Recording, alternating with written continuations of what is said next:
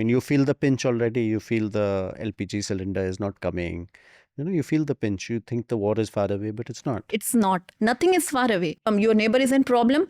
Think that problem will end up. It might come to you, maybe sooner or later. So no one's problem is unique Isolated. or isolated. Exactly. Yeah. Everyone's problem is our problem. If we don't look at the world that way, then I think we will be working in silos, and then the problems will be there as There will it be is. no solution. There won't be any solution. करूं दर्दमंदों के गम का मुदाफा मेरे हाथ में मौला ऐसा कोई हुनर दे. Meaning, what it translates to is, God give me a skill in my hand by which I can wipe away the tears of the other people. What I realized is, I have been working on a multi-billion-dollar projects, but sometimes I am at loss when it comes to interacting with human beings. We can use any name to call the God, but ultimately it's only the one. The creator is only the one. You might use another name. I might use another name. It's only the one.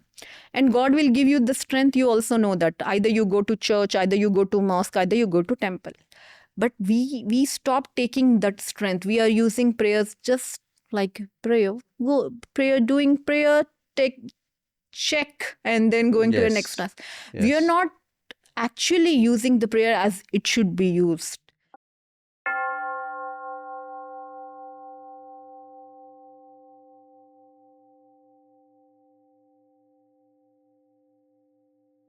So, Namaste Shazia ji. Thank you so much for taking time out and coming here to the studio to record your experiences. You've just been part of this Heartful Communication workshop. To start with that, how was that workshop for you?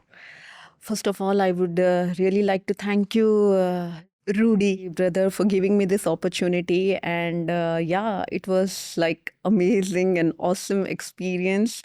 And this has been my third time attending this workshop and getting trained by Liz Kingsnorth, who has directly been trained by, Marshall Rosenberg, the founder of nonviolent communication. It is such a surreal feeling, and it shows in her work, in her communication, in her training. So I think it's awesome. And the fact that I have come for it again for the third time, it shows that how we are drawn towards it, because it's a blend of spirituality, psychology, everything all in one. And to sum it up, like we were feeling so heartful by the end of the workshop. We were also emotional. Tears were rolling. We all became a family. So in one word, it was just transformational.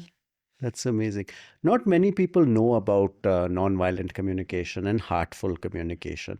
So what do you think we gain by doing courses like this? What do you think, how can it help the layperson? Yeah, right. So I think when people go through some rough times and all, they try to find answers. And in that quest, that leads them to spirituality, psychology, anthropology, many things, Yes. And I think I heard about this 3 years back because of the Global Spirituality Festival that was happening here.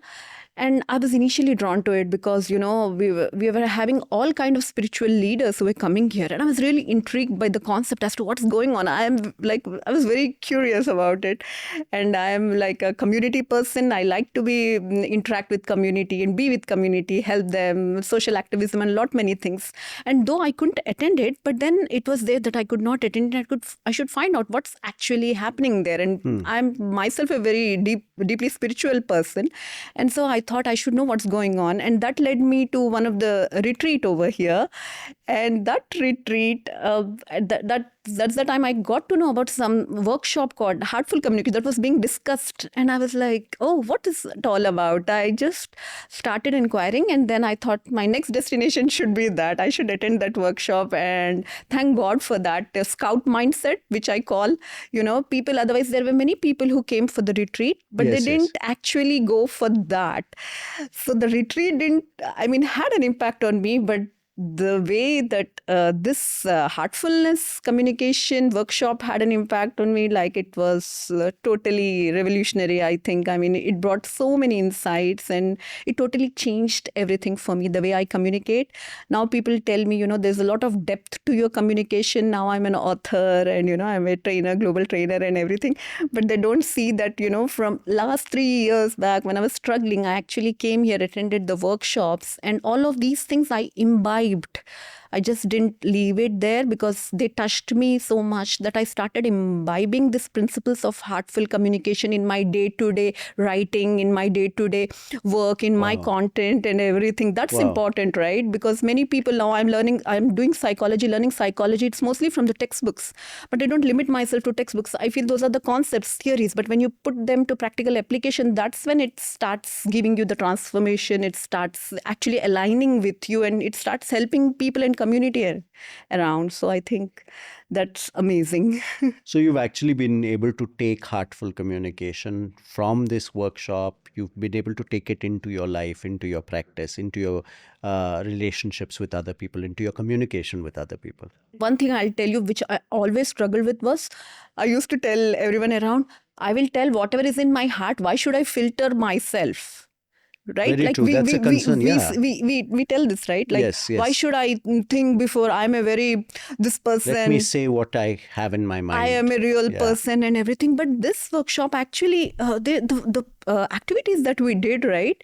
It was like, they're not telling you, they're not preaching to you, but they're making you realize what's happening, because one time you're an observer, one time you're a listener, one time you are the one who is narrating. So you get to witness everything they're doing everything like an NLP. Being an NLP practitioner, I could relate. I did all those workshops from NLP and did psychology. So for our audience, you can explain NLP also, because... So NLP is neuro-linguistic programming, and even the concepts over there, we actually tend to go deep into the feelings and emotions of a person and then try to relate with it. And there are so many concepts in NLP. So, but we try to get into touch with their kinesthetic feelings so that, we can do some somatic work with them so that, they can release their feelings through catharsis and through various activities. So we have a set of activities and tool set even in NLP.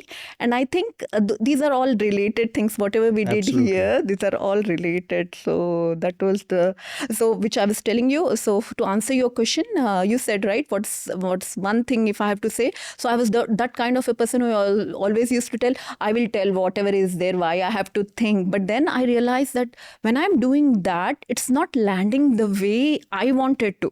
Like I might be meaning something, but because I'm not taking care of the words and the sentences, the way I am putting, it is landing up differently to different people, because we all have a different psyche. Absolutely. So that was so now I have stopped that. Instead of saying proudly that I will speak my mind, what is there and everything, I will not filter and everything, I have learned that filtering is good. Maybe I'm not talking about those filters, but I'm talking about filters where you are not hurting someone and where you don't want that your communication to land up in a different way altogether. It happened with me, and I'm a person who do a lot of self-introspection. I'm like, but I didn't even mean that way. Why did she understand that way? And then I said, that's because you didn't use the principles that have been taught to you. Absolutely. And so common. So many of us have this feeling, no, that, oh, I didn't mean it. We've all said this line that, oh, I didn't mean it, because we meant something else, but somebody misunderstood us. And it's such a common experience. So I think that can really help. So, sister, I wanted to ask you, you're into psychology and you do trainings all over the world. How did you get your interest in psychology in the first place? What I realized is, I have been working on a multi-billion-dollar projects, but sometimes I am at loss when it comes to interacting with human beings. I have no idea of what's going on. Why are they behaving this way? I didn't mean any bad to them, and they are not bad at all. Then why is this happening? What's happening? Why is there so much, confusion all around. We never mean anything, bad, or we are not ill intentioned, but somehow this is a tendency. I think that is the reason I was attracted to psychology, because I wanted to understand why people do what they do, even though they are good.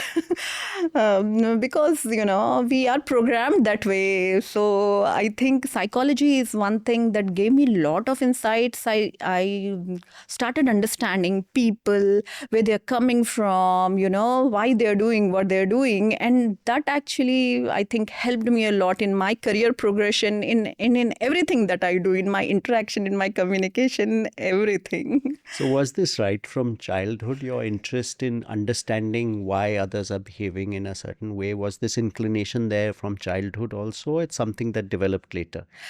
Yeah, like, being from a deeply spiritual family myself, like we were taught from childhood, my mother used to make sing those things we call this nazam and everything. So one of the stanza was, करूं दर्द मंदों के गम का मुदाफा मेरे हाथ में मौला ऐसा कोई हुनर दे. Meaning, what it translates to is, God give me a skill in my hand by which I can wipe away the tears of the other people. And from that time, I had a feeling that, this sentence, I don't know, everyone used to sing that. I also used to sing that, but it stayed with me.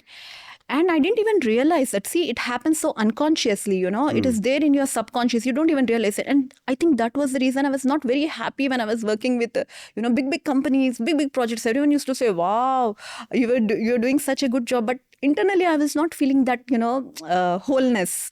I was not very happy and everything. I didn't know what was missing. But then when I came here and, after pandemic, I moved to India. And then that's when I realized that, now I should do something which I love. And that. So where were you working earlier, Sita? So I was in Dubai, basically. So I started my journey from ADP, Automatic Data Processing. And there I worked for 4 years. And then we moved to Dubai. And in Dubai, I got an opportunity to work with a lot of, conglomerates, I would say. Emirates Airlines, Dubai Port, Dubai Trade, Majid Al Futtaim, many companies. And what was your role in these? So I started as a software engineer, and then So it's completely different from psychology. But I came a full circle, As a software engineer also, what you have to do is you have to gather requirements.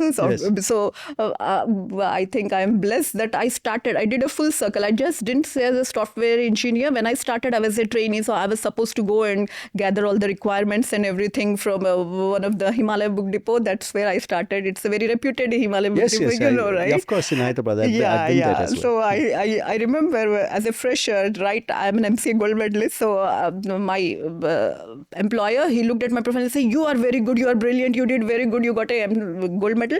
And this is one of my most prospective clients. So I'm sending you there. That was my first stint, I remember. And I used to go and take the business requirements, of how we have to develop a software for Himalaya Book Depot. And after working there, I realized that, I am very good in communication. More than, and then I had to communicate it to the software developers and everything. So my manager realized that I am good in communication. So he said, you are a software engineer, but what I think is that you can be a good business analyst. So you are good in taking communication. So I didn't get much time to go into the actual technical programming and all that, though I was. After I started working there, I was selected by ADP, that is Automatic Data Processing. There I worked for 4 years, and that was a wonderful time. They sent me to US twice, and I got a lot of exposure, and I did a lot of business analysis and trainings over there, which actually led me into the love of training. So then I quickly moved into training. When I went to Dubai also, I got a lot of jobs, and I left a lot of jobs. I think crying only. I left the jobs because I had a family to take care of, and you know how it works there. Absolutely. You need to be there for your family. But I was lucky, and people used to tell me, how can you leave this jobs? And I used to tell them, see, God gave me this job. God will give me a better job. And Believe me, every time I got a better job. I worked with so many companies, and I think that changed a lot for me. Like people now tell me attend this leadership things and all. I say God has blessed me. I learned from the best of the best leaders. Like when I was in Emirates Airlines, I attended the town hall meetings from the CEOs and all, and I saw how they dealt with the leaders and everything. I was witnessing them practically. I was able to learn from the best of the best leaders on the job. That gave me the best insights. I think how people are, how they what their psyche is, how do they manage big companies, how good managers are, and how not so good managers are. So, what is the distinction? Complete exposure you had. Complete exposure. Wonderful. So, when did the switch to psychology happen, sister? So, as I mentioned, so I was working with different companies. I had to leave many jobs, even though I didn't want to attend to my family and everything. And then finally, what happened was during recession. Not recession, during pandemic, I was let go by my company because because of whatever worldwide it happened. But that landed up with me very differently because I was a workaholic, and when that happens with you had invested so much of your time in it, and that must have been your entire right? Yeah, absolutely. We professionals, we tie up our whole identity with the job. Absolutely. And suddenly, if you're say that you are let go, then it's the end of the world for you, right? So true. And that was a defining moment for me. I thought that this is not fair and everything. First, it happens, right? You beat yourself up and everything, all that happens. But then I kind of recovered because I was an NLP practitioner by then. And I knew that's something I have to do. Yeah. It's not about I'm losing the job. I'm not in a good state. So I have to change my state. That's what they teach in NLP, that, there are no bad people. It's just a resourceful state or an unresourceful state. It's just that because of all of those things, I was in an unresourceful state. And then I got associated with a group, 5 a.m. club and all, who used to someone you need to take you out of that, when you are rock bottom. Absolutely. Because at that time, you don't see any hope possibilities. Yeah. So it has to come externally, You need to take, and it's okay if we take help. I don't know why people say no and everything, but because I think so many of us are so individualistic. We think that it's a sign of weakness if I'm asking for help. And I was the same person. I was like, no, I have always been like this. Why should I can handle it on my own. But then, if you look around, nothing has been done like with a single person. The big things, whatever have been done, it has done with teamwork. So why not build a team around you which can pull you up? And that had been, so I got associated with Arfeen Khan. At that time, I started getting coached personally by him. He's a celebrity coach. I started getting personally coached by him. And I think that changed so much for me. I regained that confidence within myself. And then it became like a game for me. Now I thought, okay, everyone told me, there is no way you can get a job after pandemic. Everyone is losing job. Come back. Come back. Now you can just come back to India. Everyone is coming back. And then I gave them a challenge. Then I told them, give me 3 months. Look how I will get a better job. I didn't know what to do, but I gave them a challenge, But by God's grace and by the things that happened, I think that was the conviction, that I had. And I connected with God, and I told them, did a lot of things to build my connection with the God. I don't know, but from childhood, my mother has taught me that why to ask others? Ask God. God will give you. Why to ask anyone else? God is the supreme. He's giving those people whom you are asking. So learn to ask him directly. I might not be there with you every time. Your dad won't be there. But God is... This you learned in childhood. The entity that will be there. And that's why I'm so spiritual. Like she instilled that in us right from childhood.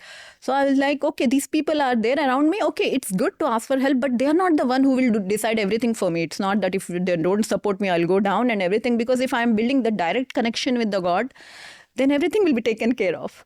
So I strengthened that connection during that time when I didn't see any hope around, because God is that person who will never disappoint you. Might be if you go to a person here, they will say, Abbas, itne baar aa gaye, you are again coming back asking and asking. But God is that, I don't know, but that entity that wants us to come to Him. Wants us to come to Him and is happy when we go and ask Him. So I just submitted myself to God, as they say, right? I was just surrendering. I surrendered myself, and that phase was very difficult for me. I could have either gone down or up. And I thought that I'm already down. So now only God can lift me up. How lovely. So, yeah. And you won't believe it. I got 2 jobs. 2 jobs from the top companies. I had to tell no. I still have those letters also with me. So I had to tell no to one of the big company there, and I joined another company. So I got from Etisalat, which is one of the big company there. I had to tell them no, and I joined Dubai Trade that point of time, and I worked there for 4 to 5 months, nearly 6 months there, and then I told, okay, now my family was insisting that I come back to India. Then I came back to India, so at least I was happy that I did On what I your was own said. terms. Yeah, not because I lost job, but because now I wanted to come back to India. So yeah, that has been such a defining moment. And now looking back, I feel there was a purpose behind that. Otherwise, I Absolutely. would have been working and I would have still been unhappy, So you come back to India, and then where does your journey take you once you are back in India? So after coming back to India was my most difficult time of my life, because I thought that, I never thought that I will do so many things. I always knew that I had to do psychology and research. That was the intention When you came back, yeah, yes. when I came back.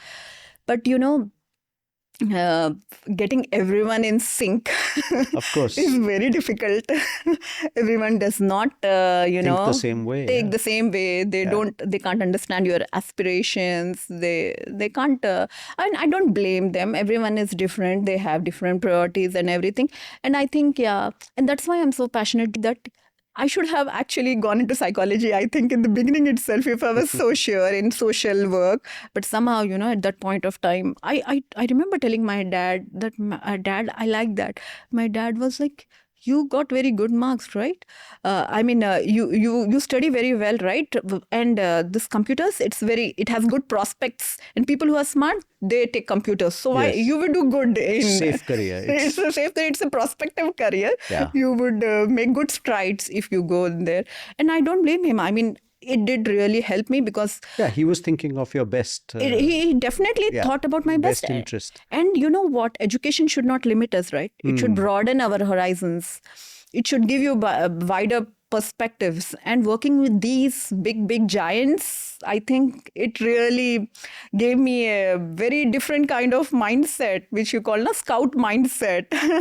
Not a stuck mindset, but a growth mindset. Absolutely. And a scout mindset, where I'm always on lookout of how we can do better, what we can do, differently. And attending Heartfulness gave me an empathetic mindset, how we can develop empathy and everything.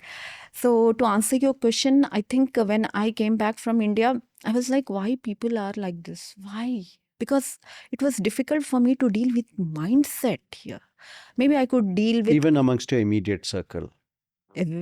everything. Like, I mean, when after having an eventful stay in Dubai for 12 years, everyone, friends, community, and everything. You get used to a certain kind of life. You come back. Everything, and a mindset also. Like, everyone understands each other. Everyone Individual gives them freedom. their space. Yeah, exactly. That's the point. Yeah, they know.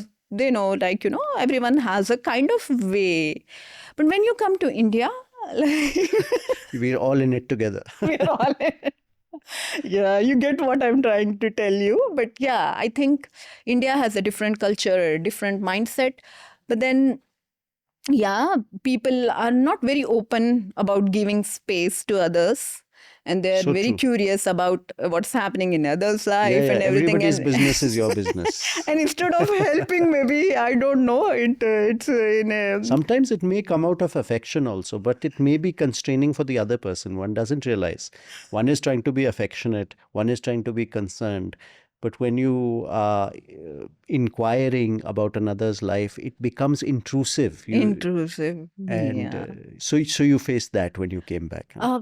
And more than that, I faced about this mindset where people are so bothered whether you are safe or not that they don't let you do anything. You understand what I mean? I understand. They don't mean any bad for you. They Yeah. love you like hell. I understand very well because I'm the father of an 18-year-old daughter. So I go through the same things. Yeah. So there is a fine line I feel that where, I'm a parent, I have teenagers. So I can understand me being concerned for my teenager. But tell me, if I block her from saying, no, you can't do this and that because Can't go on a trip, can't do this, can't she do would that feel work. suffocated, Yeah, right? absolutely. She would feel suffocated. So you have to have that kind of faith because see, how much can you be with them? Can you be with them? You want them to be with there? Like anything can happen even inside the house also. Like, I mean, Absolutely, if something has to happen.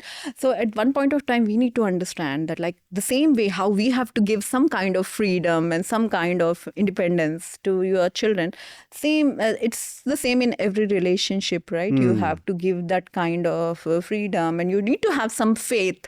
And you cannot be feeling so much possessive that the other person feels suffocated.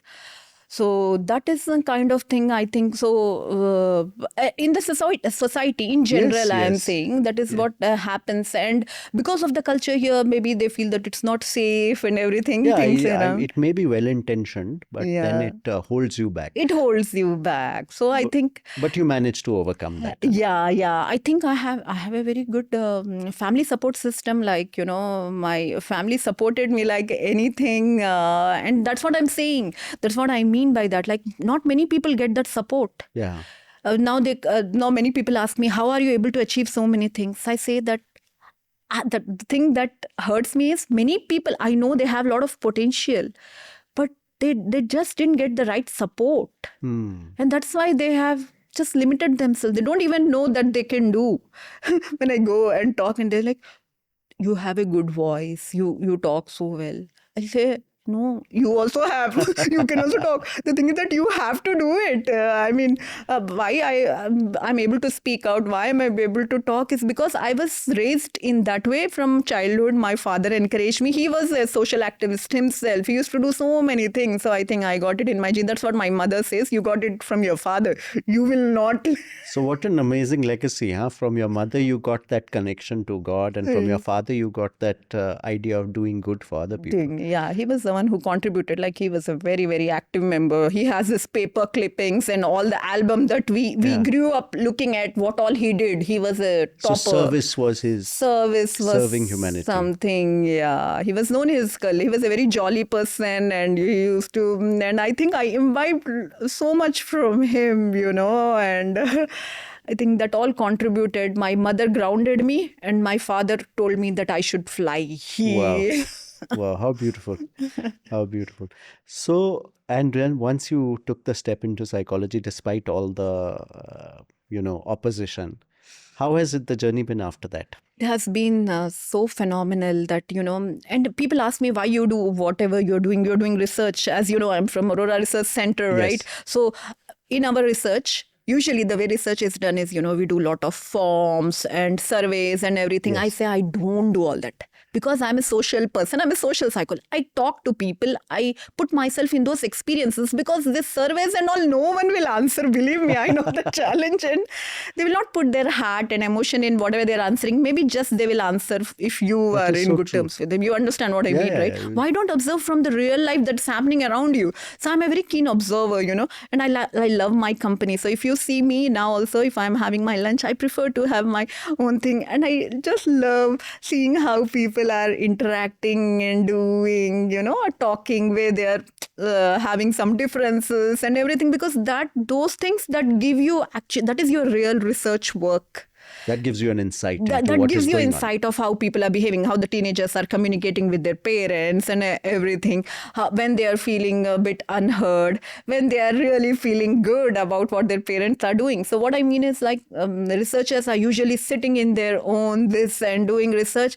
I'm kind of a different researcher where I put myself in those kind of situations and experiences and visit different places. So my research takes me everywhere. In the field. Yeah, in the field, because that's, I think, will give you real thing, real connection, Absolutely, real emotion, real valid results of what you are actually researching, or not many things. But to answer your question, you told me, like, how did my journey. So this journey was like totally like, it was totally a tumultuous journey, I will say, because when I thought that I decided that I will go into psychology, I was already doing so many things. I was doing training, this and that. I thought I can't manage. Have the time, yeah. Yeah, my professors told me that what you are doing is very demanding. Already you are doing so many things. How you'll be able to do it? And then I thought to myself, what my coach told me, what I have been coached. So in coaching, there is a concept where you expand the possibilities, where you expand your limits, what you can do. Now you tell yourself, okay, you can do this also. You can just add that little to it. So I just, the way I structured is, one day I'll give to my training, one day I'll give to my research, one day I'll give to my psychology. And you know what? Like that, one day I'll give to my book. I wrote a book, I told you, right? Yes. And so you have 7 days a week. This is, I just wanted to understand, this is after you've come back from Dubai. Yes. What training were you doing at that time? So I was a social skills, employability skills trainer, basically. Okay. I worked with NGOs because, as I told you, I changed my lot of jobs, nearly 10 jobs already in Dubai and everything. So you were working with that, and then you added psychology. Because when I came back here, I wanted to give what all I learned out of my experiences. And I was very clear that I wanted to work only with NGOs, because I worked in corporate. And your father's example, of course, was there. Yeah, because he didn't let me do at that time. But then I was like, why can't I do now? I can use that experiences and then do it in social. And he told me, yeah, you can do it now. And I want you to do it. And want you to write a book also. And he was very, this thing about it. So what? And I think, if a person, supposing you have been in only social field, you would not have got that much insight. Because now you are a multidisciplinary person. You can bring to this field something which not a, and I was you have like, a broader perspective, and I was like, wow, Dad, that's something that makes me feel so better, because if I would have been in this field all along, maybe I would not have brought that much depth to it. But now, because I started as a software engineer, business analyst, training, project management, all of those fields, and in all the big IT companies in the US, I learned from wonderful people in the US and, in UAE, all through 360 degrees.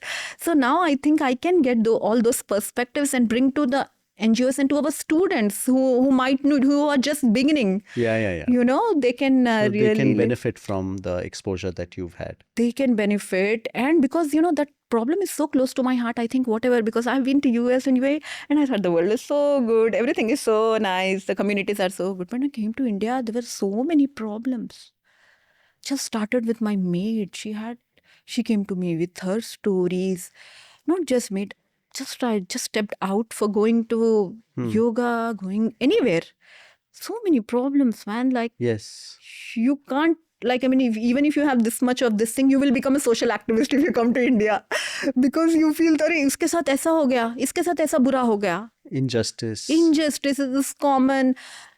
So many things. Unemployability. Because of unemployability, so many things are happening. Yeah. Teenagers are getting into addictions. Oh my God, it's like a total mess out there. So I was like, and we have been trained, right, to take. But what are we giving? What are we giving back?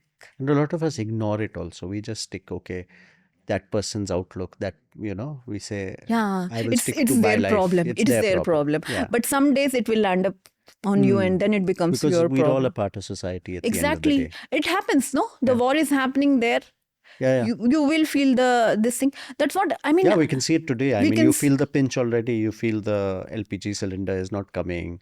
You feel the pinch. You think the war is far away, but it's not. It's not. Nothing is far away. If some your neighbor is in problem, think that that problem will end up. It might come to you, maybe sooner or later. So no one's problem is, unique or Isolated. isolated. Exactly. Yeah. Everyone's problem is our problem. If we don't look at the world that way, then I think we will be working in silos, and then the problems will be there as There will it be no is. There solution. won't be any solution. And if not us, who? Like, I mean, there's not any other person who's gonna come and sing, "Chalo, ye karenge." I mean, just look at the example. Whenever I come here, I'm telling you, the way I'm overwhelmed by what Daji has given us, I just feel if even this much, what all Daji has given us, like he has given this, like who does that? Tell me, who does that in today's life? Who gives you a place where you can come, relax, do everything, like he has just, I think, this place what he has given us, not just for us, like people from all over the world come here and they Absolutely. feel so safe and they feel taken care of, Just and so rooted in service, no? Just being exactly. of service. Just that is his motivation. Just of being service to humanity. That is extraordinary. And we start with praying for his well-being. That's such a beautiful thing. Like I mean, when someone does something for you, just imagine being in prayers of someone. Can you imagine what that contribution could be? So when I come to this place, now this is like a best example for me. So I take this example for others to follow, that see, Daji gave so much, and today all people all over are praying for his. We start our training sessions by praying for him.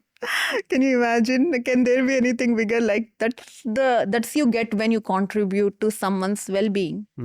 And in our training and coaching, I think the way I have been coached by best of the best, like Arfin Khan has been directly been trained by Tony Robbins.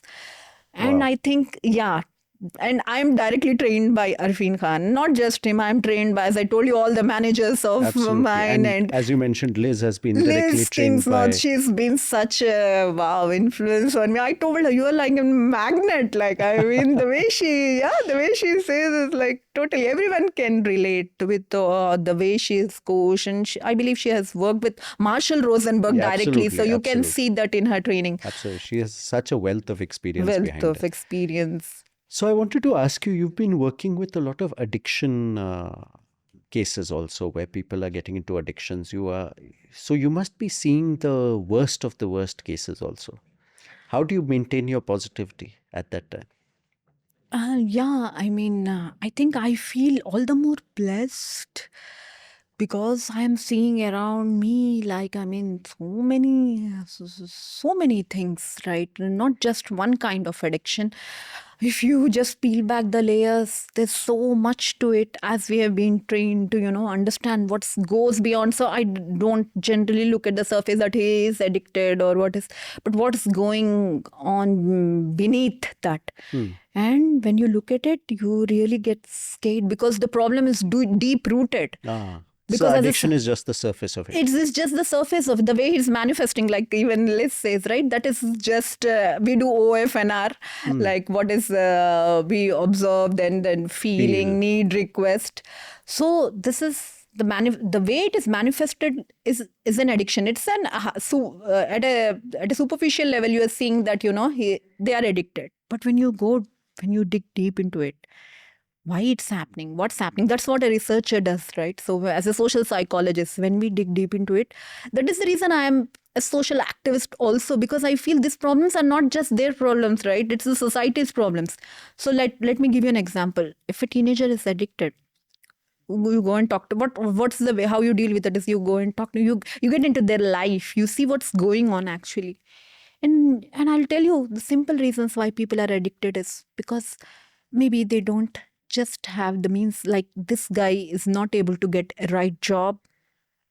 I mean, if we don't engage our youngsters or any person in a constructive way, they will go in destructive. It's as simple as that. Maybe he does not have a job and he's not very happy with himself, and the family is not able to understand. They're able to pressurize him. So, to find some comfort, that guy resorts resorts to some addiction. Some substance, yeah. You know, that's so sad. It's just like, I mean, we don't need big interventions and everything. We just need this kind of basic understanding. And not understanding, just understanding might not help, but the solution to all these problems, which are all interconnected. This is a vicious circle. Absolutely. Because of this is happening, because of that is happening, and everything. So that's the thing that I think as a society as a whole, we need to get solutions to all of these problems, and then we might be in a position to avoid the actual root cause of all these addictions and all those things that our teenagers, and not just teenagers. Another thing is ADHD. You work with ADHD students who are going through ADHD as well. That is also a growing problem.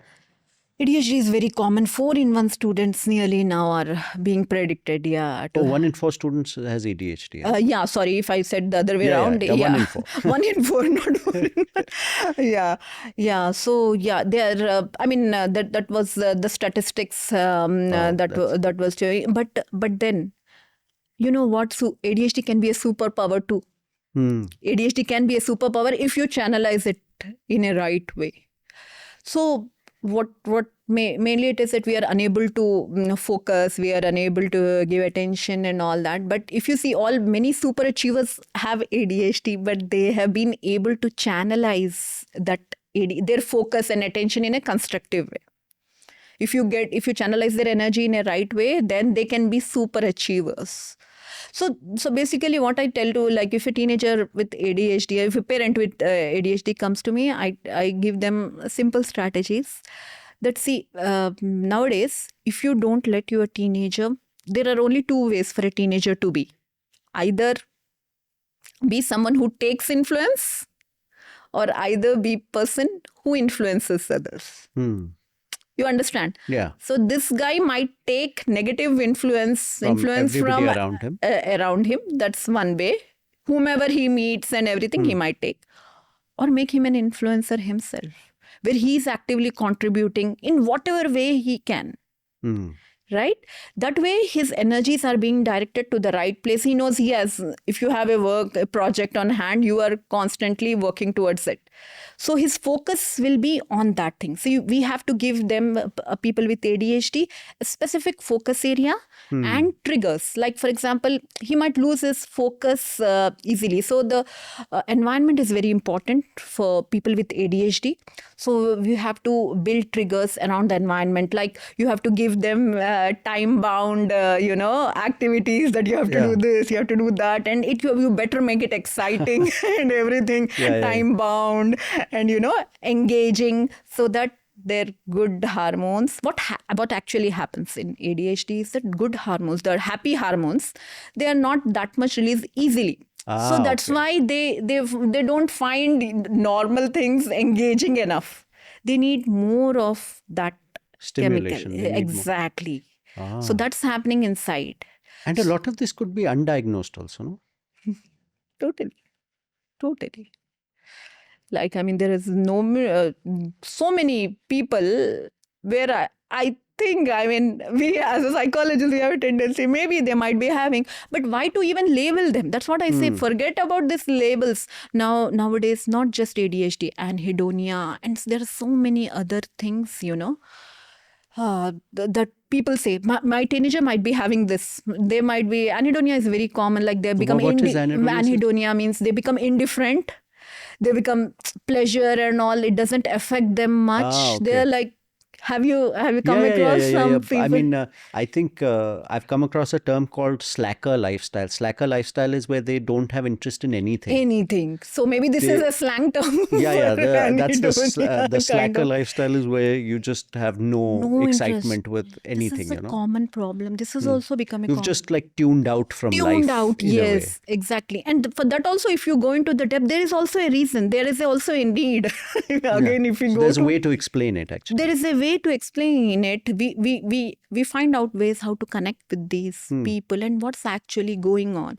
So most of the times in these cases, if you go into the depth, there is something that has happened or something, because of which that they have developed the disposition wherein they tend to be aloof, they don't interact much, they are totally devoid of any feelings, like not easily excited. If you praise them also, they don't react, and also schizoid personality. I have dealt with many people, schizoid personality disorder. There are so many things all associated with it. But then if we keep aside all of these disorders and all, why not tackle? I say that whenever the wiring is going on, when a house is being built, if you take care of the wiring at At that that time. particular time, that's the best way. You don't have Yeah, to go you don't then have to go break and the wall again and take out. exactly the point.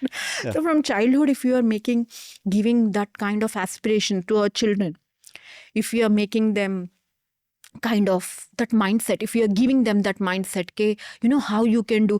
मेरे mummy मुझे volunteering को उसको लेके जाते थे as a child, and that's what I did with my children. Whenever with first child I struggled, I was a new mother, I was like going literally crazy, क्या करना है क्या करना है क्या करना है. But then I realized कि वो करने की वजह से, because you are a first mother, you are so focused on making things right that you don't really give him a good environment. You are just keeping the baby with you so he doesn't get a good exposure. Yeah, so no freedom. You No. are completely Yes, the baby also present does, all the time. you are completely present all the time. Baby doesn't get that exposure, and you're not able to do things yourself. So I did that mistake with my So first. your own mental state also suffers. Exactly, because you're new, but you are not aware of all that. But I learned that in my when I had my second child. So what I did, that instead of fussing about how this thing's gonna be, I took it a bit easy, and then I started doing my things. I didn't keep my volunteering and everything. I used to take my baby to my volunteerings, and then that really helped. Yeah, because that helped me your also. mental state needs stimulation also, right? Also, yeah.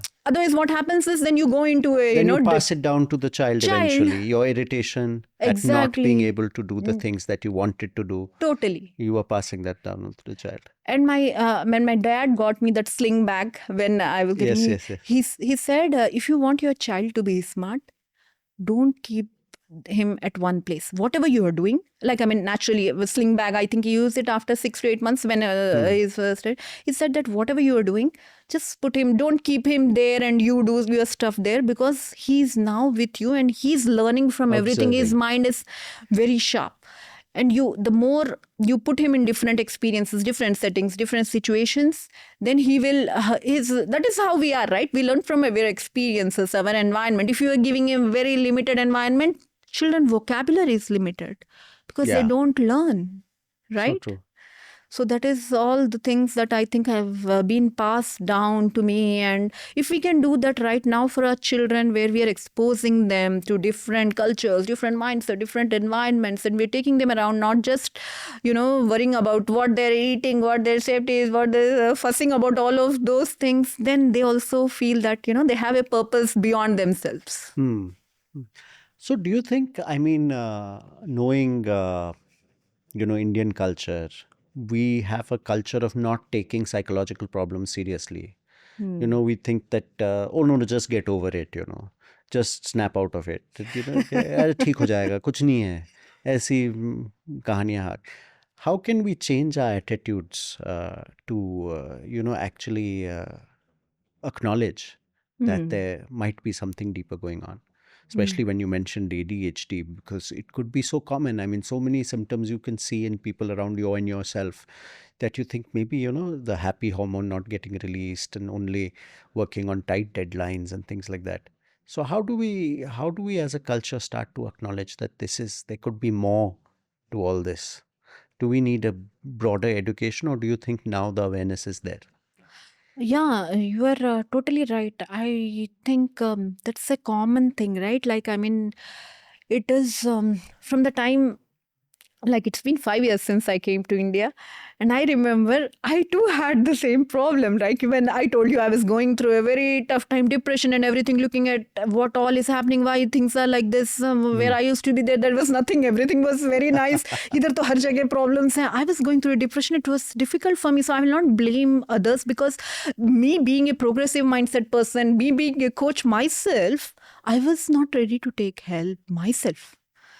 So I can't blame others and everything. But yeah, I would, in the same line, I would add that, when I was about, so what happens is our tendency is that ke agar chalta hai to chalate hain, like if it's going on, you are going on. But at one point of time, I was feeling that I can't take this anymore. And at that time, I realized it was because I was thinking I could handle it. I could handle it. That's why it came now to this, that now I'm feeling that I'm gone. Why am I not seeking help? Why am I not able to seek help and tell myself that it's okay? It's okay to reach out. I think I had that. I mean, there are two kinds of mindset, as you rightly said, that some people, they don't want to take help or something because they think, oh, there is some stigma. And the other set is like, they feel that they can handle it all by themselves, right? They just go all the way there, dipping down, down and down. So, but I feel, right, in both those circumstances, at one point of time, you feel that you assess what is the harm. Like when you seek out for support, what could go wrong? What could happen? Either you might not get it. Anyway, you are gone, right? Like you don't have a solution. There is no solution. There is no solution. The problem is there. The problem is there. And that is the reason I think we nowadays, even if you see I am in different association. I'm a founding member of WICCI, Telangana Psychology Council Association and all. What we tell them is that we do discreetly. You don't need to tell everyone, announce the world. Like, there's a stigma to it. Yes, exactly. So that's the reason even our social center. So I have a social center. It's called Elevate, where we do like on demand. No one gets to know. It's totally discreet. It's totally confidential. See, because whatever you're talking about, it's between just you and between a counselor. You don't even need to tell your family member per se, because we operate on a pay as you like basis. You come and tell that we can't afford to pay, we are fine. Wow. Yeah, that is what is our USP. That is how we started, because we have been there, we have been done it. Because for some people it would be out of their reach financially, right? That is the motto of our therapy center, that it should be fun and it should be affordable. Therapy session should not feel like, what is happening? Only rich people can get therapy. Exactly. Because, when I was told to get from, because, the way I was brought up is do only the best. Like, so and by God's grace, I worked with the best companies. ADP was among the best. And even in Dubai, I got with the best companies. And then when I wanted to change my profession, I worked with the best of the coaches. I looked for the best coaches, and I worked with the top of the top. So when I was facing the problem, as I told you, I was told to reach out to help for the top psychologist, and I realized, oh my God, already I am going through a financial difficulty, just moving from there, leaving my job. How can I afford all of these psychological sessions? I took some sessions, but then I thought that this is too much. Like, I was thinking, like, even a person like me who've been to US twice, who has worked for UAE, is struggling, and I'm finding it difficult to get psychology. But what about the people who are here? Like, I mean, what must be they going? They must be undergoing hell. Like, they must be under so much stress, but they can't reach out because of the cost, because of whatever things. At that point of time, I thought that, now it's no longer about me. Now let's do something for the society. Like, I mean, what I have gone through, it's now my duty to give it back to them. Wow. Like, so the therapy should be affordable and everyone should be able to enjoy also. Like, I mean, fun is one of the most, I think, critical element in all of my trainings, in all of my coaching, and in all of my therapy sessions. So I say that our mission and our motto is to make therapy fun and affordable. You should not feel that, it's a very serious session. Yeah. Therapy otherwise is taken like, therapy hai, aisa hai, waisa hai. No, if you understand it, if you really know the modalities of the therapy, you can actually make it fun and very engaging. It can be a stress buster and a catharsis for people who are undergoing so much. That's amazing. That's absolutely amazing. And I've also seen you work with the armed forces as well, because they are a highly stressed unit of people, who have to deal with such situations. So how did that come about? Yeah, so luckily I had one person, like, I mean, with the psychology, we have a big group where we are doing so it's we are doing in a big group, all the people from India, we are all together working in a university, right, from where we are doing. So I had one person who was actually who went through my book. It was an emotional resilience, where I was talking about how my experiences, how and all that. And in there, this thing he told their like the for some Ministry of this is Ministry of Home Affairs who invited me to conduct this training for their armed forces. So there was an emotional resilience training requirement at their end, and he suggested my name going through my book. And then they called me and they spoke to me and they really liked my book, and they said that we want you to take training for the armed forces. And it was my first time dealing with armed forces, but that experience really changed so much for me. Like, I was able to understand what all they're going through. We think like, we From our think they are, perspective. yeah, from our perspective. And I was so glad that I was able to get this emotional, I have written a full blog post of my experiences with them. They were like, we don't do emotions here, ma'am. Yeah, because they are trained to not be emotional. No? Exactly. And I told them exactly the opposite of that. You have been trained. That is fine. But don't say that sense. We don't do. You say, I know how to navigate my emotions. That might be a constructive way. Otherwise, you might end up with somatic disorders.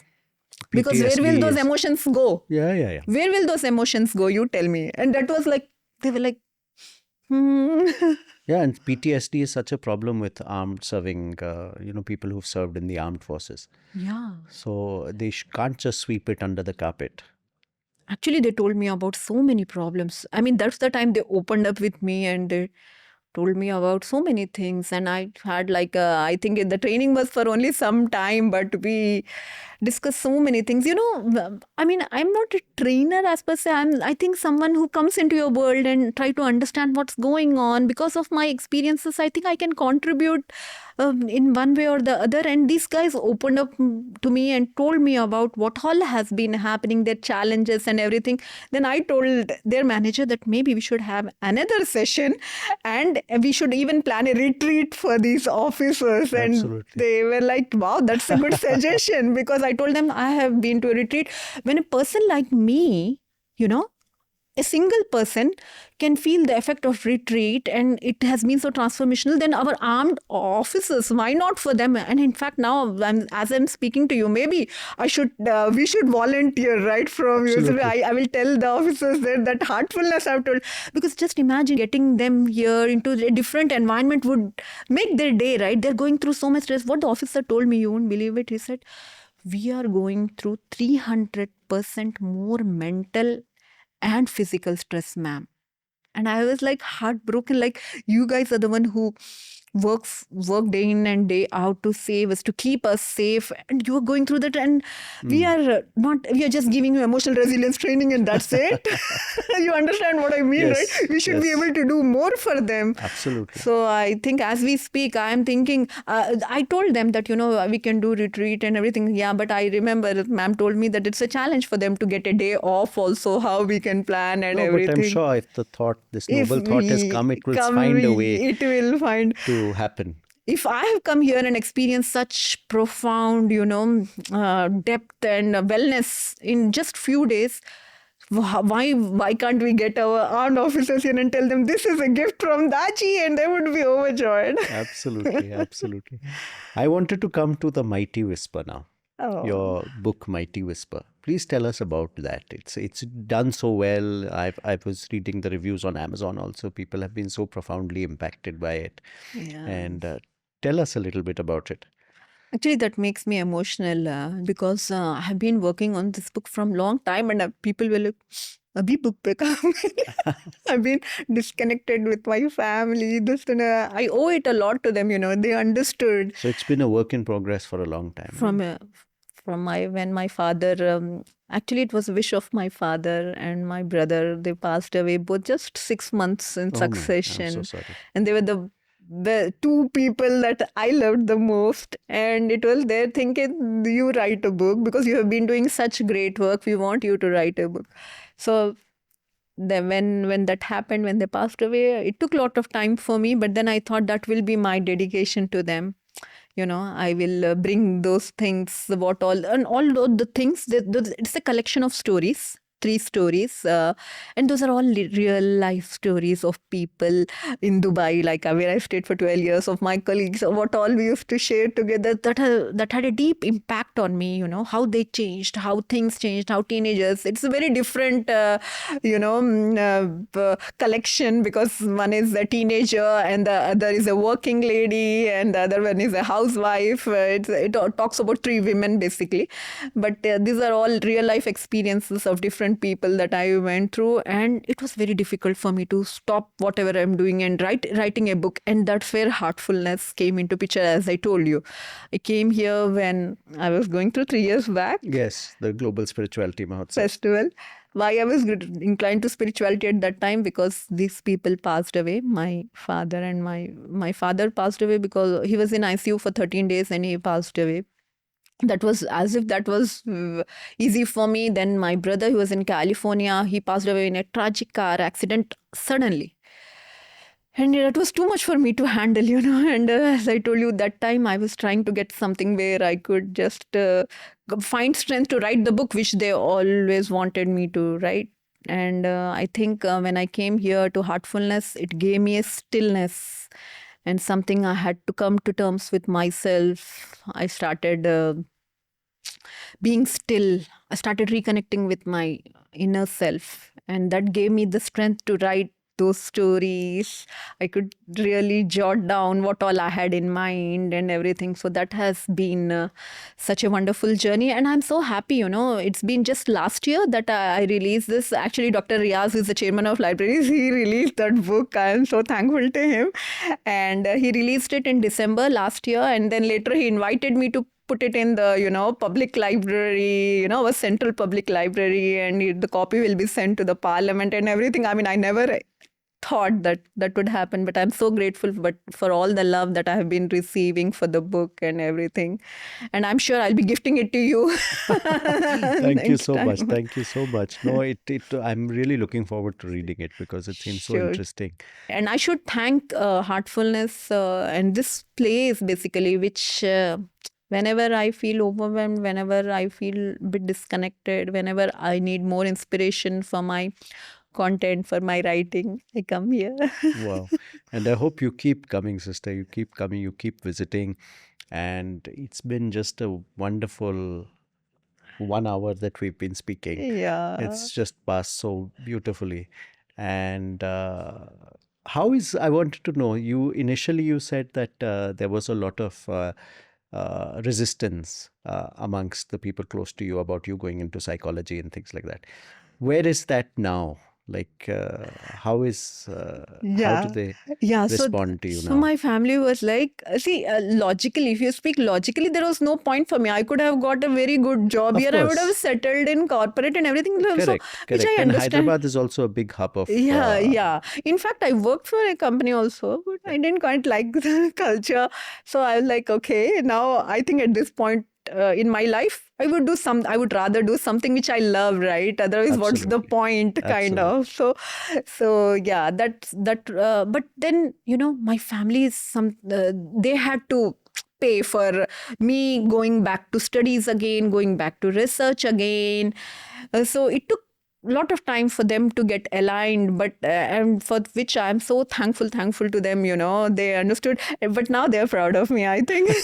My mom says like, yeah, okay, now I know you were doing so many things, it's fine, now you're able to help so many people, I keep hearing so many good things about you, so okay, fine. At that time I was a bit upset that why you, because it's not easy for everyone to understand. No, you are Yes. you could do a good job and everything, why are you again going into this social thing and you are writing this and that? What about your own financial needs and everything? If you're going back to studies, everything gets a bit disturbed, right? So I think, but as they say, nothing succeeds like success. So by God's grace, God has been kind to me. God blessed me with success, and people actually started loving me, reaching out to me, and I think now everything is sorted things out for me, and by God's grace, I am even getting to talk to a person like you. Oh, not My at all. No, it's a oh, pleasure is all mine. The pleasure is all mine. And I mean, I agree with you that heartfulness has such a, especially the heartfulness meditation has such power to transform ourselves from inside us that we don't realize the potential we have, but heartfulness can certainly uncover that for us. uncover that. That's what I say, that we always have these gifts hidden within us. We have just not unwrapped those gifts within us. And I think, to be very frank, that, right? Even in our communities, we do prayers. But the thing which I think what's missing is, because it's become so mechanical, because now we are used to it, we are not putting a thought to it. So I started asking a question, why my prayer is not being a meditation. After attending this meditation, I started asking myself a question, because we do namaz and everything, right? Of course. We also have 5 times a day. 5 times a day we have to connect with God. But that was not giving me this. Why? Because I was not, as they say, you have to do refresher, right? Yes, we have to refresh our spiritual connection. Yeah. So that your meditation, your heartfulness, everything gave me that kind of, a kind of reality check, that I am not able to get that strength, that spiritual strength from my peers, because I have not been taking a pause and been reconnecting with myself, deeply. So I think that gave me this thing to reconnect with my prayers for myself. And now that everyone is listening, I am hoping to give that a message to everyone, that, in every community, see, whatever faith you talk, whatever, everyone has a way of connecting. Correct. But because we work on autopilot, right, we are not using our prayers to recharge us. It's just become a ritual. We just become a ritual. So that's what happened with me, because actually the system that was set, either you talk about because I have so many, I have a very cosmopolitan outlook, because I had a lot of friends from different communities, yes. Right? Yeah, from overseas. My best friends are like, from all over the world, we have friends and everything. So people might have different ways of connecting with God. We can use any name to call the God, but ultimately it's only the one. The creator is only the one. You might use another name, I might use another name. It's only the one. And God will give you the strength. You also know that either you go to church, either you go to mosque, either you go to temple. But we stop taking that strength. We are using prayers just like prayer. Doing prayer, check, and then going to the next task. Yes. We are not actually using the prayer as it should be used.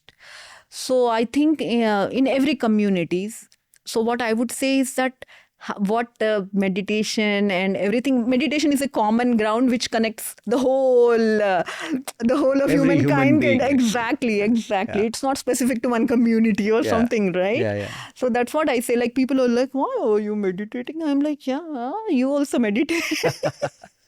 So what I mean is, meditation can be that common source which connects whole of us, and from that meditation you take that source and that strength to renew your own spiritual beliefs.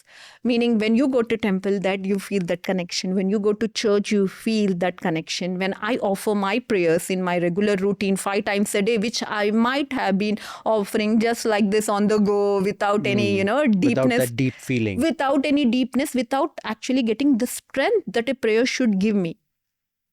Right? So this is kind of like a reflection, call it retrospection, call it a pause, call it a retreat, whatever it is. But you deliberate on why you are doing it. Hey, that was supposed to give me some peace, some strength, some clarity, and not just an ordinary one, the divine one. So if you can get that from your prayers 5 times a day, just imagine. Yeah. Now we are meditating just 1 time and 3 things. If you are meditating, if I can use my prayer as a meditation for 5 times a day and really make it what it is meant to be. So God didn't just tell you to pray 5 times a day for nothing. He knew that you will be bombarded with something. You need some time, energy to reflect. So if we actually use these prayers the way they are meant to be, then it can be a game changer for all of us, I think. Absolutely. I hope lots of people are listening And it's been an inspirational sharing from you. Thank you so much. It's been such a joy to have this interview. Thank you again. so much. And with this, I also want to meet Daji one day and, gift him my book because he's been such an inspiration. He is, I think, an example for leadership. What can happen when we bring communities and people together? Absolutely. What can happen? This can happen. And if we can imbibe this in different other cultures also, then it will really transform the way our communities are in our today's world. So as they say, inshallah, that meeting with Daji will also happen. Wow. Yeah, inshallah. Thank you so much. Thank you so much. Thank you. Thank you for tuning into this episode of KanhaCast. Do subscribe to KanhaCast on YouTube, Instagram, and Spotify. Until the next episode, from the entire KanhaCast team, namaste and goodbye.